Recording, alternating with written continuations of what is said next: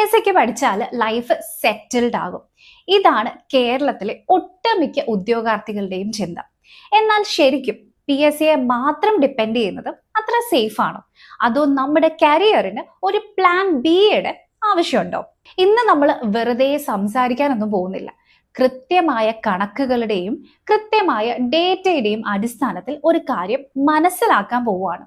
നമ്മളിപ്പോൾ ഫോളോ ചെയ്യുന്ന ഈ ഒരു പ്രിപ്പറേഷൻ റൈറ്റ് ട്രാക്കിലാണോ, അതോ അതിന് പുറമെ കൂടുതൽ സ്ട്രക്ചേർഡ് ആയ, കൂടുതൽ പ്രെഡിക്റ്റബിൾ ആയ എന്തെങ്കിലും ഒരു സിസ്റ്റം ഉണ്ടോ? അതായത് കേരള PSC മാത്രം നോക്കാതെ ഇന്ത്യയിലുള്ള മറ്റ് സർക്കാർ റിക്രൂട്ട്മെന്റ് സിസ്റ്റംസും കൂടി നമ്മളൊന്ന് കൺസിഡർ ചെയ്യാൻ പോവുകയാണ്. ഒരു ക്ലിയർ ആയിട്ടുള്ള കമ്പാരിസൺ നമ്മൾ ഇന്ന് ചെയ്യും. അത് സെൻട്രൽ ഗവൺമെന്റ് എക്സാംസ് ആണ്. അതായത് SSC, RRB പോലെയുള്ള എക്സാംസുകൾ. പരീക്ഷാ കാലണ്ടർ, വേക്കൻസീസ്, സിലബസ്, പോസ്റ്റിംഗ്, ഈ 4 കാര്യങ്ങൾ വെച്ചിട്ടാണ് ഇന്ന് നമ്മൾ സെൻട്രൽ ഗവൺമെന്റ് എക്സാംസിനെയും PSCയെയും ഒന്ന് കമ്പയർ ചെയ്യാനായിട്ട് പോകുന്നത്. നമ്മുടെ പുതിയ വീഡിയോയിലേക്ക് സ്വാഗതം. വീഡിയോ മുഴുവനായിട്ട് കാണുക, കാരണം അവസാനം നിങ്ങൾ എടുക്കാൻ പോകുന്ന തീരുമാനം നിങ്ങളുടെ കരിയർ തന്നെ മാറ്റും. നമുക്ക് ആദ്യം തന്നെ ഒരു കാര്യം നോക്കാം.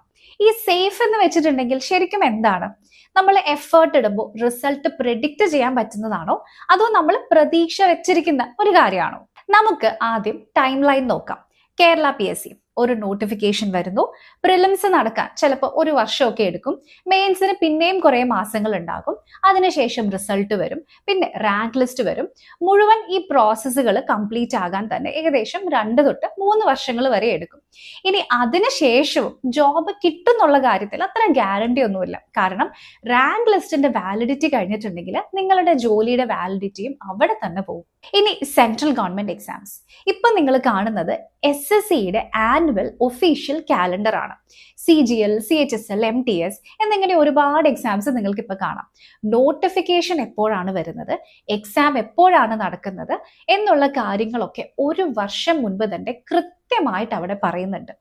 എക്സാം കറക്റ്റ് സമയത്ത് നടക്കുന്നു.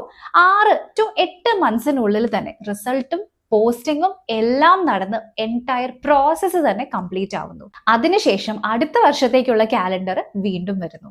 ഡേറ്റ കള്ളം പറയില്ല അല്ലെ? സോ സമയം വെച്ച് നോക്കുമ്പോൾ ഇവിടെയാണ് പ്രെഡിക്റ്റബിലിറ്റി ഉണ്ടാവുന്നത്. അതുകൊണ്ട് തന്നെ ഈ കാര്യത്തിൽ സേഫർ സൈഡ് SSCയും RRBയും പോലെയുള്ള സെൻട്രൽ ഗവൺമെന്റ് എക്സാംസ് തന്നെയാണ്. ഇനി നമുക്ക് വേക്കൻസീസ് നോക്കാം. PSCയിൽ ഒരു LDC അല്ലെങ്കിൽ ഒരു ഡിഗ്രി ലെവൽ നോട്ടിഫിക്കേഷൻ വരുമ്പോൾ സാധാരണ എത്ര വേക്കൻസീസ് ആണ് വരാറുള്ളത്? ചിലപ്പോൾ 100 കണക്കിന്, അതായത് ഹൺഡ്രഡ്സ് ഓഫ് വേക്കൻസീസ് ആയിരിക്കും വരുന്നത്. എന്നാൽ അതിനുവേണ്ടി മത്സരിക്കുന്നതോ ലക്ഷക്കണക്കിന് ആൾക്കാരാണ്. അതേസമയം സെൻട്രൽ ഗവൺമെന്റ് എക്സാംസ് നടക്കുന്നത് ഒരു പാൻ ഇന്ത്യ ലെവലിലാണ്. അപ്പോൾ ഈ എക്സാംസിലെല്ലാം കൂടി ചേർന്ന് ഓരോ വർഷവും 1,00,000-ലധികം വേക്കൻസീസ് ആണ് വരുന്നത്.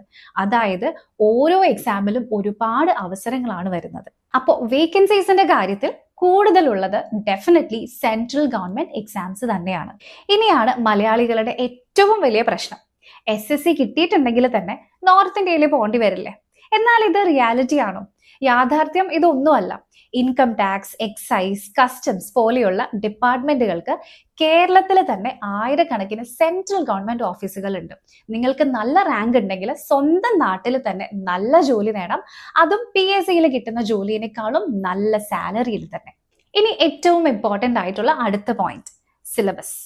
പലരും വിചാരിക്കുന്നത് SSCക്ക് പഠിക്കണം എന്നുണ്ടെങ്കിൽ പുതിയതായിട്ട് എല്ലാം പഠിച്ചു തുടങ്ങണം എന്നാണ്.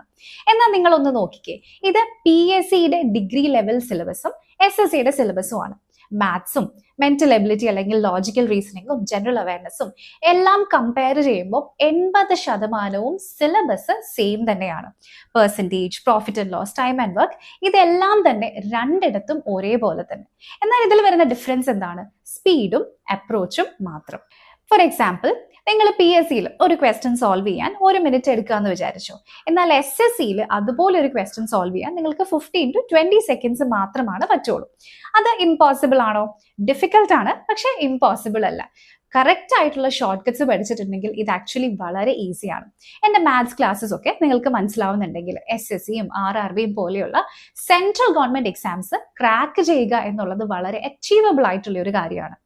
ഇനി നിങ്ങളുടെ ഒരു വലിയ മിത്ത് ഞാൻ ക്ലിയർ ചെയ്യാം. ഇംഗ്ലീഷ് അല്ലെങ്കിൽ ഹിന്ദി ഇല്ലാതെ SSCയുടെ എക്സാംസ് ഒന്നും എഴുതാൻ പറ്റില്ല. ഇത് വെറും പഴങ്കഥയാണ്.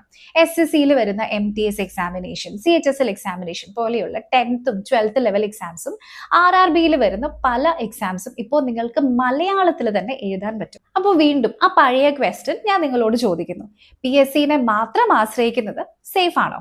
ഉത്തരം വളരെ സിമ്പിൾ ആണ്. ഒരു സിംഗിൾ സിസ്റ്റമിൽ ഡിപ്പെൻഡ് ചെയ്യുന്നത് റിസ്ക് തന്നെയാണ്. PSC, SSC, RRB ഇത് എല്ലാം കൂടെ ഒരുമിച്ച് പ്രിപ്പയർ ചെയ്യുന്നതാണ് ഏറ്റവും സേഫ് ആയിട്ടുള്ള strategy. One preparation, multiple exams and multiple opportunities.